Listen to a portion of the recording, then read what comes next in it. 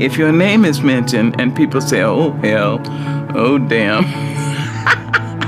I think you're doing something wrong. Courage is the most important of all the virtues, because without courage, you can't practice any other virtue. There's an African saying which is, be careful when a naked person offers you a shirt. I thought that I had caused the man's death because I had spoken his name. She was an American poet and civil rights activist. She's best known for her series of 7 autobiographies, which focuses on her childhood and early adult experiences. She was respected as a spokesperson for Black people and women, and her works were considered as a defense of Black culture. She's Maya Angelou, and here's my take on her top 10 rules for success. Rule number 1 was my personal favorite, and make sure to stick around all the way to the end for some special bonus clips. Also, as she's talking, if there's something she says that really resonates with you, please write it down in the comments and put quotes around it so that other people can be inspired as well. I have a painting by Phoebe of a group that she calls Sister Suki's Funeral. And all the women, there are about 9 women, and they all look like women in my grandmother's prayer meeting group. So whenever I'm obliged to do something, I take that painting and I look at that painting. There's an empty chair. And I think, now, what would Grandma do? What would she say? I can almost hear her voice say, now, sister, you know what's right. Just do right. You don't really have to ask anybody. The truth is, right may not be expedient. It may not be profitable, but it will satisfy your soul. It brings you the kind of protection that bodyguards can't give you. Try to be all you can be, to be the best human being you can be. Try to be that in your church, in your temple. Try to be that in your classroom. Do it because it is right to do. You see, people will know you, and they will add their prayers to your life. They'll wish you well. I think if your name is mentioned and people say, oh, hell, oh, damn, I think you're doing something wrong. But if your name is mentioned and people say, oh, she's so sweet, he's so nice, oh, I love, oh, God bless her. There you are. So try to live your life in a way that you will not regret years of useless virtue and inertia and timidity. Take up the battle. Take it up. It's yours. This is your life. This is your world. I'll be leaving it long before you under the ordinary set of circumstances. You make your own choices. You can decide life isn't worth living, and that would be the worst thing you can do. How do you know? So far. Try it. See. So pick it up, pick up the battle and make it a better world. Just where you are. Yes, and it can be better, and it must be better, but it is up to us. I mentioned courage, and I would like to say something else about that. Finding courage in the leaders and in you who will become leaders.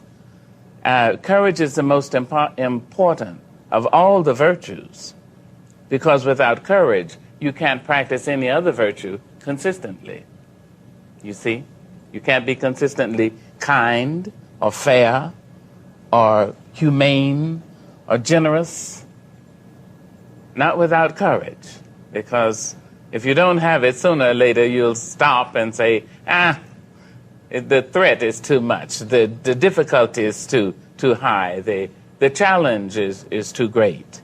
You know, I believe that self-love is very important. If you read my work, you know I'm always talking about loving oneself. I never trust anybody who tells me he or she loves me if the person doesn't love herself or himself. There's an African saying which is, be careful when a naked person offers you a shirt. I mean, if he had something, he'd cover himself first, right? So I like to look at self-love. It is very important that it comes from within, that you have a sense of yourself, so that when you walk into an office, you don't go alone. Bring your people with you. Bring everybody who has loved you with you. Say, Grandma, come on, let's go. Great-grandpa, you've been dead all this time. Come on, let's go. I have to go in here and have an interview. Come on, Auntie. Come on, my friends. Come, let's go. And when you walk in, people don't know what it is about you. They can't take their eyes off you. You may not be cute in the given sense. You may not be fashion model size in that particular sense. You may not be any of those things, but they can't take their eyes off you. And they say of you, in this incredible way, which I don't understand, they say, I don't know, but she has charisma. No, what you have is all those people around you. So think of that. Anytime you have anything to do, bring everybody with you that you can remember who has loved you. And then you have that sense of having been paid for. And when you walk in, people will say, now, I think you're overqualified. If you don't laugh, you will die. You know, you really must laugh. And if every human being in the world would admit it, he or she is the funniest person you've ever met. And the truth is, I mean, some people just rather be a little stodgy and boring and, you know. But the truth is, they themselves know that they're very funny. The sense of humor is in self-defense against those who have pretend not to have any sense of humor, and against the cruelties of life. One must laugh. There's an African-American song, 19th century, which is so great. It says, when it looked like the sun wasn't gonna shine anymore, God put a rainbow in the clouds. Imagine. And I've had so many rainbows in my clouds. I had a lot of clouds. But I have had so many rainbows.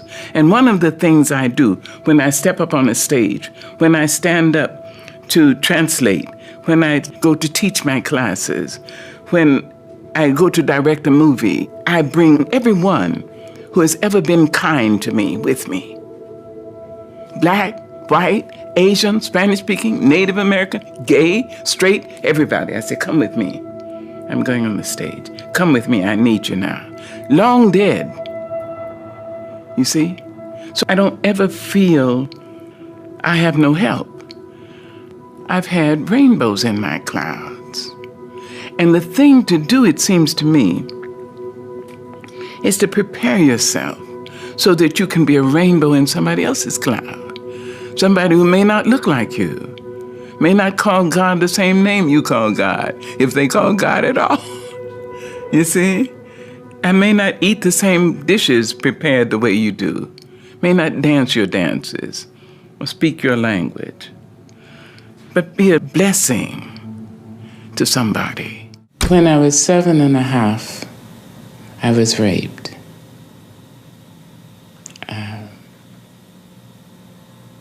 I won't say severely raped. All rape is severe.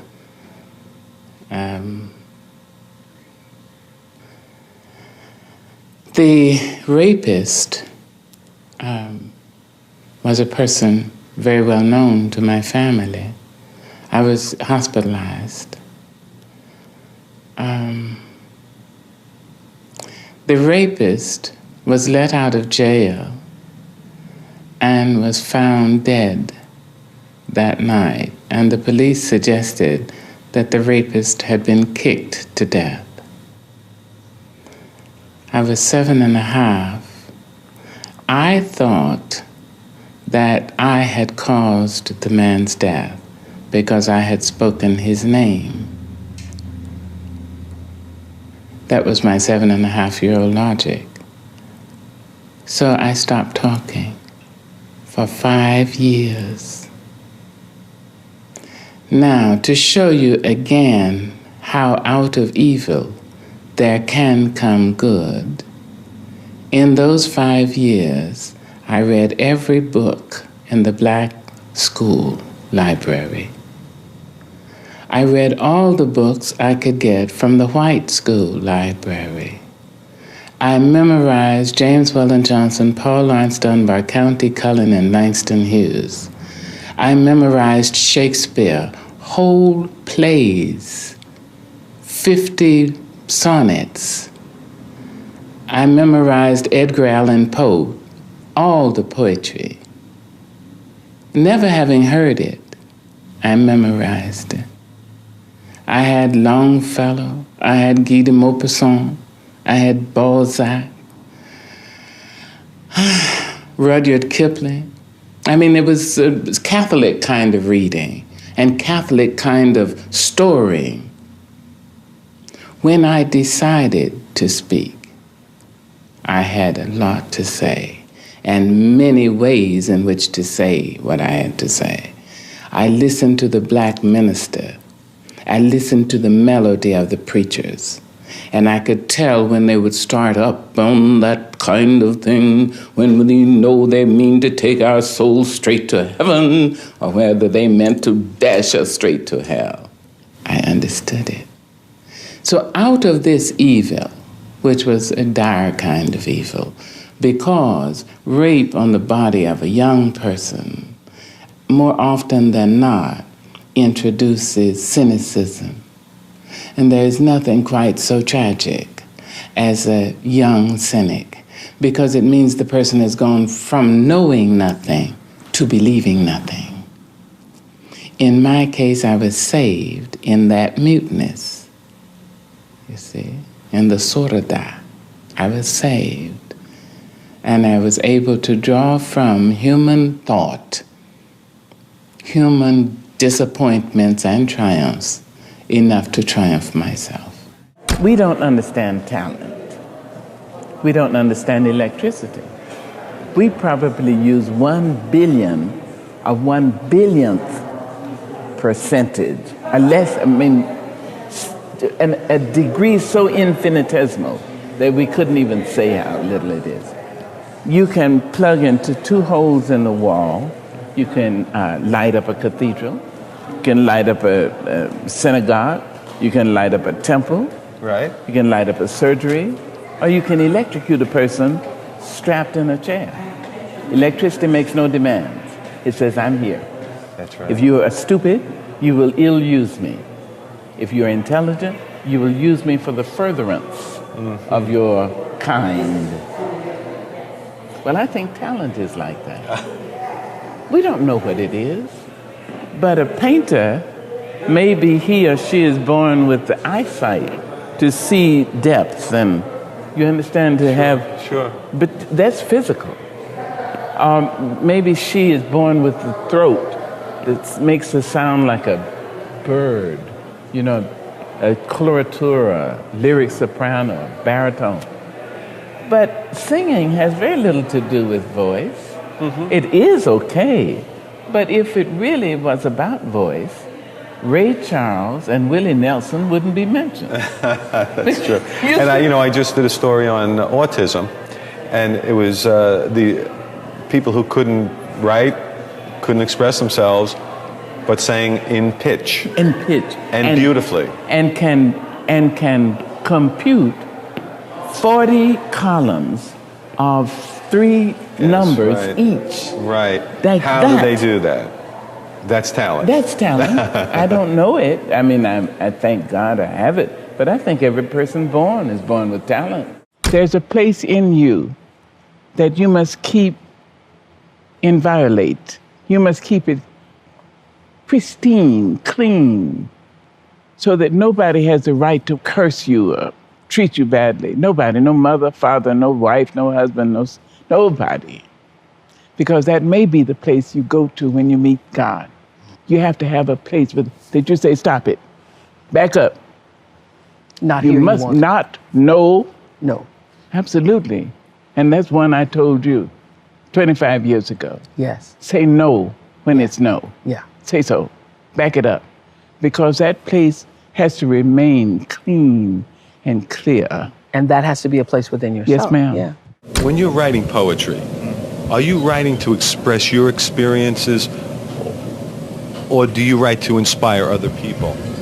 No, I write to try to say what I see, what I've seen. And of course, I hope that it's inspirational. When you were writing Phenomenal Woman, did you realize how many millions of women would be inspired by that? No, I don't realize any of that. I just do the best I can. You may write me down in history with your bitter, twisted lies. You may trod me in the very dirt, but still like dust, I'll rise. Does my sassiness upset you? Why are you beset with gloom? Just because I walk as if I have oil wells pumping in my living room. Just like moons and like suns with the certainty of tides, just like hope springing high, still I rise. Did you want to see me broken, bowed head and lowered eyes, shoulders falling down like teardrops, weakened by my soulful cries? Does my sassiness upset you? Don't take it so hard just because I laugh, as if I have gold mines digging in my own backyard.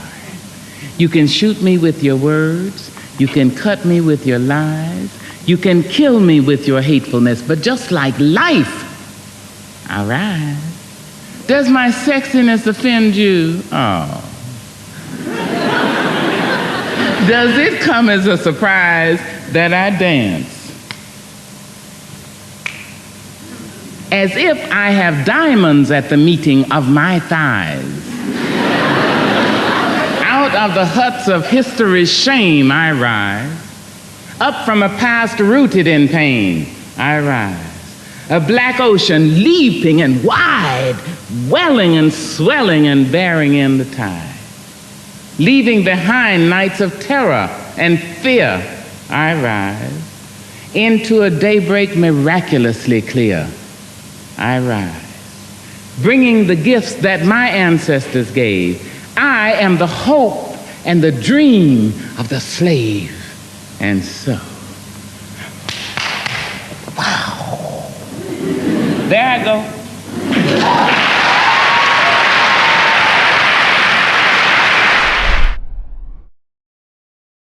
Thank you guys so much for watching. I made this video because Kayla Maroon asked me to. So if there's a famous entrepreneur that you want me to profile next, leave in the comments below and I'll see what I can do. I'd also love to know what you thought of the video. What clips resonated the most with you? What did you learn that's gonna change your business or your life? Leave it in the comments and I will join in the discussion. Finally, I want to give a quick shout out to Philip Norton. Philip, thank you so much for buying a copy of my book. Really means a lot to me. For those of you guys watching, if you want your chance at a shout out in a future video, make sure to pick up a copy of the book and email in your receipts so we can keep track. Thank you guys so much for watching. Continue to believe, or whatever your one word is, and I'll see you soon.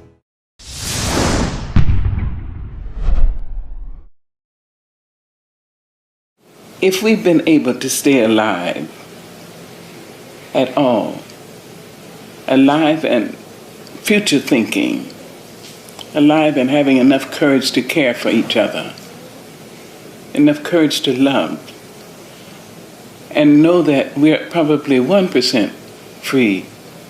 I mean, 1% of 60 million free of complaints. Imagine, who would we be? Who would we be if we were 1% of 600 million, 6 billion? What would happen? I tell you one thing, I think war would be laughed out of the room. I think the very word, if somebody said war, another person would say, you mean, am I supposed to kill somebody because he doesn't agree with me? I don't think so. Just imagine. People would speak kinder, more kindly to each other. Courtesy would be invited back into the living room, into the bedroom, into the children's room, into the kitchen. If 1% of our world was complaint-free, we would care more about the children and realize that every child is our child. The black one and the white one, the pretty one and the plain one, the Asian and the Muslim, the Japanese and the Jewish, everyone is our child.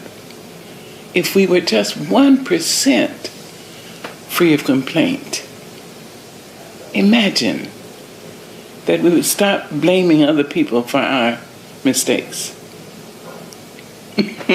and hating them because they caused the mistake in our minds. Just imagine if we laughed more frequently, if we had the unmitigated courage to touch each other. It would be just the beginning of paradise. Thank you.